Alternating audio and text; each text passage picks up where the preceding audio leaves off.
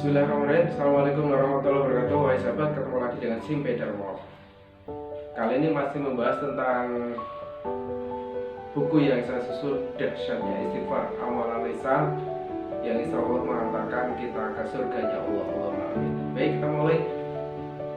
Bismillahirrahmanirrahim. Alhamdulillahirabbil alamin wa bihi nasta'inu ala umuri din. Asyhadu an la ilaha illallah wa asyhadu anna Muhammadan abduhu wa rasuluh. Allahumma sholli wa sallim ala sayyidina Muhammad wa ala sayyidina Muhammad bi rahmatika ya arhamar rahimin. Qala ta'ala fil kitabil karim. A'udzubillahi minasyaitonir rajim. Bismillahirrahmanirrahim. Ud'u rabbakum tadarru'an wa khufyah. Innahu la yuhibbul mu'tadin.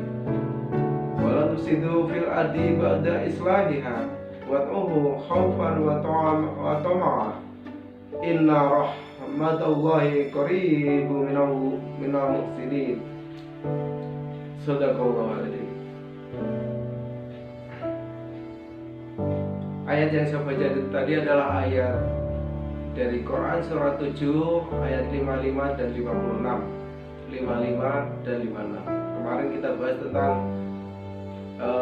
fadilah 55 Quran surat Ar-Rahman tentang Fabi ayyi alai rabbikum atukadziban, kemudian 77 wailu yaumadil mukadzibin. Nah, sekarang ini adalah etika berdoa pada Allah SWT, yang artinya saya artikan nanti sahabat juga bisa melihat sendiri di Quran tersebut maupun tafsirnya. Berdoalah kepada Tuhanmu dengan merendah diri dan suara yang lembut. Sesungguhnya Allah tidak menyukai orang-orang yang melampaui batas. Dan janganlah kamu berbuat kerusakan di muka bumi sesudah Allah memperbaikinya. Dan berdoalah kepadanya dengan rasa takut tidak akan diterima dan harapan akan dikabulkan. Sesungguhnya rahmat Allah amat dekat pada orang-orang yang berbuat baik. Ada banyak poin di sini ya. Yang pertama, perintah berdoa ini dengan merendahkan diri di hadapan Allah SWT, kemudian dengan suara yang lembut dan penuh harap dan rasa takut apakah diterima dan tidak. Suaranya lembut, tidak melampaui batas, tidak terlalu keras, tidak terlalu lemah, jadi di antara keduanya.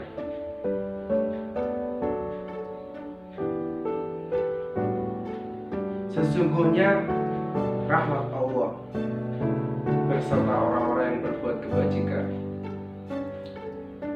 Etika yang pertama yang diajarkan Allah pada Rasulullah SAW, kemudian diajarkan kepada kita umat Islam di Quran surah 7 5556. Kemudian pada Quran surah 7 205. Wazkur rabbaka fi nafsika tadarru'a wa khufyah wa dunal jahri minal qawli bil 'udu wal asali wa la takum minal ghafilin.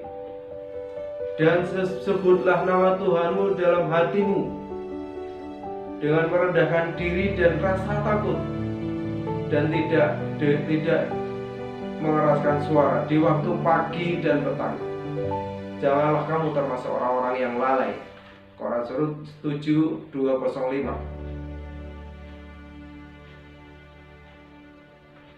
Di dalam hatimu merendahkan diri, berarti ya ini dalam kondisi diam. Dalam diam pun ini untuk menyebut nama Allah. Astagfirullahaladzim, ya Allah, ya Rahman, ya Rahim, dengan asmaul husnanya, dengan merendahkan diri dan merasa takut, dan dengan tidak mengeraskan suara di waktu pagi dan petang. Astagfirullah bil ashar, waktu sahur. Astagfirullah bil ashar, waktu sahur, pagi dan petang. Dan janganlah kamu termasuk orang-orang yang lalai. Orang-orang lalai bagaimana? Nanti insya Allah kita bahas tentang orang-orang yang lalai. Etika doa yang diajarkan Allah ini dalam Quran surat 7 Ini menyiratkan bahwa kita disuruh terus berdoa dengan harapan, juga dengan penuh rasa takut. Karena apa? Kemungkinan doa kita tidak sampai, kemungkinan doa kita tidak tidak dijawab pada saat ini. Karena ada 3 jawaban doa. Yang pertama, dijawab dengan doa yang sama, dijabahi dengan doa yang sama. Yang kedua, diganti dengan yang lebih baik. Kemudian yang ketiga, kalau tidak dikabulkan di dunia ini, maka dikabulkan di alam akhirat. Jadi pasti diterima doa-doa kita dengan etika-etika yang kita lakukan. Kemudian la ilaha illallah Muhammadur Rasulullah. Kemudian dengan memurnikan tauhid kita, dengan tidak melalaikan Allah SWT, dengan terus berbuat kebajikan. Ini kunci-kunci yang diisyaratkan oleh Allah SWT dalam etika berdoa. Masih dalam Quran ayat 17 110. Qul Allah awis Rahman ya ma tad'u falahu asma'ul husna wala tajri bi salatika wala tuhfit wabtah baina dzalika sabila. Quran 17 110. Ini juga angka yang luar biasa, 17110. Artinya, katakanlah, serulah Allah atau serulah Ar-Rahman dengan nama yang mana saja kamu seru. Dia mempunyai Asmaul Husna, nama-nama yang terbaik. Dan janganlah kamu mengeraskan suaramu dalam sholatmu, dan jangan pula merendahkannya. Dan carilah jalan tengah di antara keduanya. Baik sahabat, ini beberapa etika doa. Etika doa yang insya Allah kalau kita lakukan dengan kesungguhan hati, kemudian berharap-harap, kemudian merasa takut akan doa yang kita panjatkan ini. Karena hanya Allah yang mengabul doa. Kita tugasnya berdoa, kita tugasnya melakukan kebajikan, kita tugasnya tidak melalaikan Allah SWT. Kita tugasnya adalah tidak berbuat kerusakan di bumi. Kita berdoa, tugasnya adalah memperbaiki yang rusak, yang diakibatkan oleh tangan-tangan kita. Kemudian kita melakukan kebajikan mulai dari pagi sampai pagi lagi, berdoa dari pagi dan petang. Jadi seterusnya, kemudian dalam hati kita. Maka yang episode yang lalu, bahwa setan dan kawan-kawannya itu akan melahirkan kita, akan selalu mengintai kita, selalu akan mengintai kelemahan pada saat itu. Pada saat iman kita kuat, maka setan tidak akan bisa mengganggu. Pada saat iman kita yajidu, tambah, maka mereka yang berada di balik dinding, berada di balik hijab kita, setan-setan itu mengawasi kita untuk mencari kelangan kita. Nah, pada saat yang khusyuk, iman kita lemah, maka setan masuk,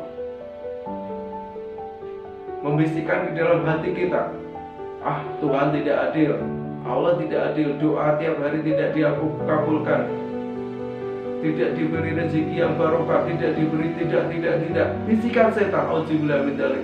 Maka kita harus selalu zikir seperti yang diisyaratkan dalam Quran surat 7 205 itu.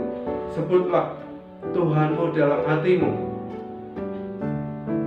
kemudian dilisankan, tidak dengan keras. Maka insya Allah setan tidak akan mampu menggoda orang-orang iman yang bermukhlisin lahuddin, yang ikhlas lagi. Maka setan tidak akan mampu menggodanya. Maka kita berharap pada Allah SWT untuk tetap bertambah iman kita. Kita memohon pada Allah untuk selalu berbuat kebajikan dengan hanya lillahi ta'ala. Kita memohon pada Allah untuk mempunyai qalbun salim. Kita memohon pada Allah untuk selalu takarub pada Allah SWT.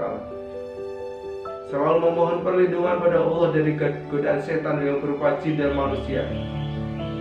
Karena hanya itulah Allah akan menolong kita, menolong orang-orang yang mukhlis, menolong orang-orang yang mukhlisin laudin, menolong orang-orang yang selalu berharap dan takut pada Allah SWT.